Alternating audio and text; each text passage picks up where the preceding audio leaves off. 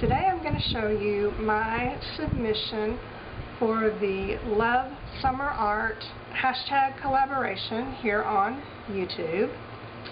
My project has nothing to do with summer or art, really, and that's just how I roll.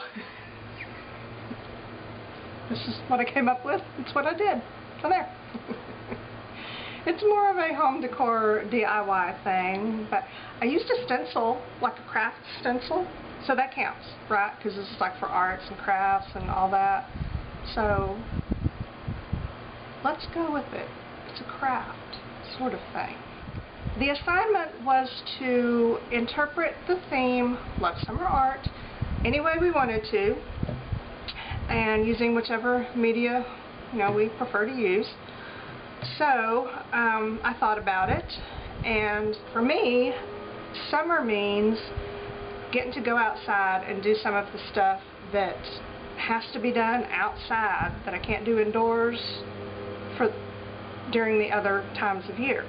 And in most cases that's paint, like painting on big things like furniture and stuff, which you really need to do outside, or using spray paint. Even spray glue. I don't like to use spray glue in my house. So I only use spray adhesives during the summer months. And I live in southwest Houston, so it's not like we've got blizzards all winter long. I'm not exactly snowed in all winter. We don't have long periods of frigid temperatures or anything like that. But the problem is we get a lot of rain. We're right here on the Gulf Coast. We get rain. It rains a lot, pretty much throughout the year, except in the summer when we really, really need it. So, yeah, there's the scorching heat, but there's no rain. And that's when I usually get outside and do those projects that need to be done outdoors. So that's really what Love Summer Art means to me. It's not so much the theme of summer, it is the opportunities that the summer months provide for me in my creative endeavors. So with that in mind, I grabbed a really sad piece of furniture. I wouldn't go so far as to really call it furniture. You'll see what I mean. It's something that I have, we all may have something very similar, and we use it regularly, and it desperately needed to be painted because it was awful. And so I did that. I painted it, I decorated it a little bit, and I'm really, really happy with the results. Now I need to do the other two because I have 3 of them. They come in a set of 4, but 1 broke, so we have a set of 3.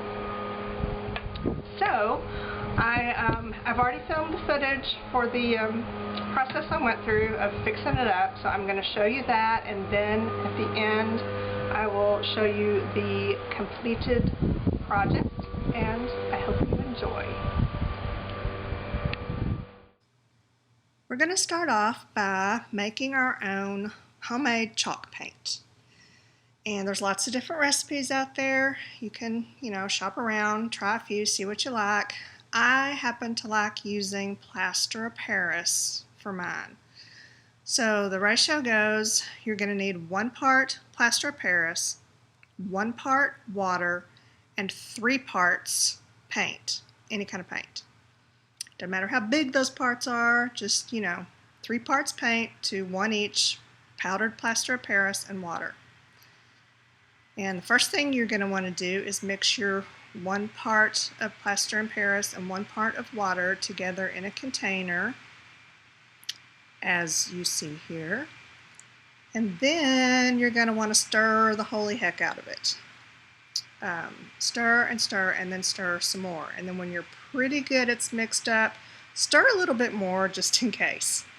You want to make sure that all of the plaster is dissolved. And it's going to be completely watery. It's not going to thicken up or anything. Don't expect that. Now you're going to add your 3 parts of paint to your plaster of Paris and water mixture, and you're going to make as big a mess as you possibly can in that process. You can use pretty much any kind of paint. Obviously you'll want to steer clear of anything with a high gloss finish.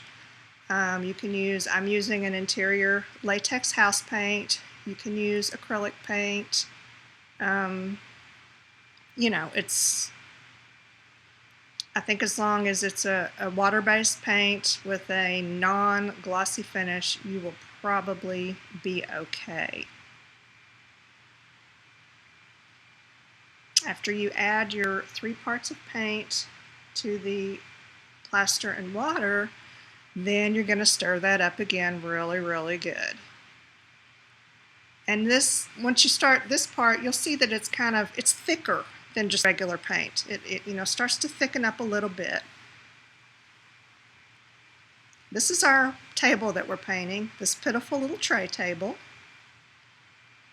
And I started out by just running a sanding block over the top. I didn't sand anywhere else. Chalk paint usually sticks pretty well to everything without much prep work, but this is a well-used table, and so I just gave it a quick sanding on the top and then flipped it over so I could start painting the bottom first. You can use any kind of brush you want. I usually prefer just a regular paintbrush, and you don't have to be neat about it. I use the get her done method of painting. Just slap it on there. I just made sure I got good coverage, and I gave it what I usually call a coat and a half, which is a good first coat and not really a formal second coat, just kind of redoing some areas while I was painting other areas, you know. It worked. This is going to have a very distressed finish, so I was not concerned at all about perfection. The underside of this table, I've got 2 different waxes here. This is some Daddy Van's all natural beeswax furniture polish.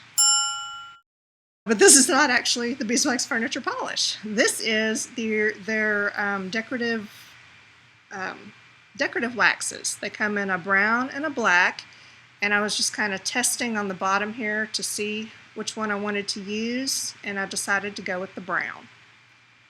So I just kind of used a brush, an old stipple brush, to brush it on, and then a soft cloth to kind of rub it into the paint, and you know, leaving it darker in some areas.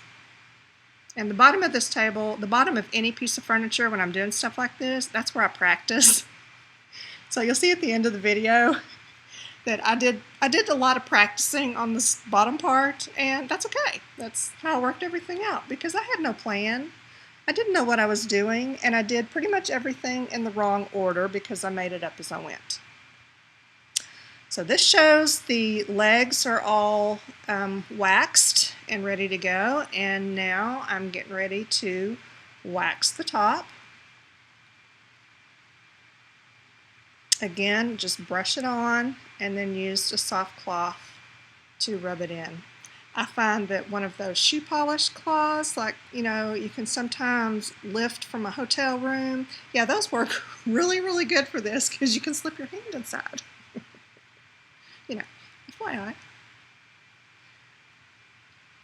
I toyed with a couple of different ways to do this next step, and I ended up using the Daddy Van's black decorative wax to stencil a design on the top of the table. And I practiced on the bottom of the table with some acrylic paint and didn't like it because I really wanted this to be really, really faint and light, and like it was just worn down into the finish of the paint, you know. So I thought the wax would be the way to go. And I just stippled it on like you know, would for any other stenciling. Kind of with the pouncing thing, and then just lightly brushing and not using too much because you don't want it to seep underneath your stencil. Then I just took a clean paper towel and wiped off all the excess because, like I said, I wanted it to be really, really light and not bold. Peeled it off. It looked great. And you can see I did not wait for the wax to dry at all like I should have during any of this. So here I am buffing away some of the marks that were left by the tape because the wax wasn't dry.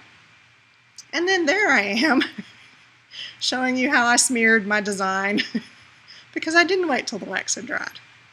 And here's how you fix it. You just take a clean paper towel and wipe away your smudged part, and then you lay your stencil back down carefully, lining it up, and then you just reapply wax on those areas where you goofed up. And it worked out great, you know. It would have been better to have not smeared the design, but in the end, it worked out fine. I peeled that off, and then I felt like a rock star because, you know, it actually worked. I lined it up right. Now we turn the table, literally, and I'm taking a clean stipple brush and just gently brushing across the wax on the stencil. And I'm kind of wiping off, you know, as the brush picks up wax, kind of wipe it off on a paper towel, and then I start getting more aggressive as it starts to set up, wiping away the excess that I've smeared off with the brush. And I'm really, really loving the way it looks. There's the bottom of the table and my little practice area that I did. And now, of course, after I've already done everything, I decided I wanted to distress it. So I used the sanding block to try to, you know, distress some of the edges, and decided that was a tedious nightmare. So I switched to this metal file, which worked much better. And if that was red paint, that would look really, really bad, wouldn't it? And then after that, I used some of the black wax to put around the edge of the tabletop and some of the distressed areas, you know, just for effect. And yes, I realize I just did this in a totally difficult order, and it would have been better if I'd done things differently, but I had no plan when I started. And there it is. There is the finished table with my very light, beautiful stencil design, which after it was all done and dried, I let it dry overnight. I did give it a quick spray of a clear acrylic sprayer, just because this table is going to be heavily used. We do use these a lot. And now you get some close-ups of some of the stenciling and the distressing. And I am just really happy with the way it turned out. Now I just have to get busy on the other ones, and I will have a beautiful set of redneck tray tables. The end.